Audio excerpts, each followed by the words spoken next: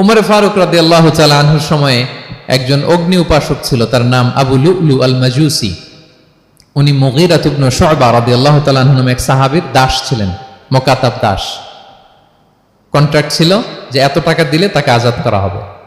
তো এই অগ্নি উপাসক মাজুসি এসে উমর ফারুককে বলে, খলিফাতুল মুসলিমিন, আমার মালিক সাহাবী মুগীরা আমার কাছে প্রতিদিন অনেক টাকা চার্জ করে। উনি বললেন, তাই নাকি? কত চার্জ করে? বলে যে এত চার্জ করে। তো বলতেছে, আচ্ছা তুমি তাহলে কি কাজ করো, কি কাজ জানো? বলে যে আমি খঞ্জর বানাতে জানি, ছুরি, ছোট ছুরি আর কি।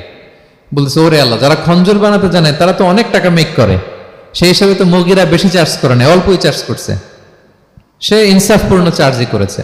কিন্তু এই আবু লুলু আল মাজুসির এই কথাটা পছন্দ হয় না, সে রাগান্বিত হয়ে গেল, হয়ে বলে, ওমর, সবার ক্ষেত্রে তুমি নরম আর আমাকে তুমি কঠিন নিয়ম শেখাও না, দাঁড়াও তোমাকে আমি দেখাচ্ছি। মনে মনে বলতেছে এটা। রেগে মেগে সে বাড়িতে এসে আজকে একটা খঞ্জর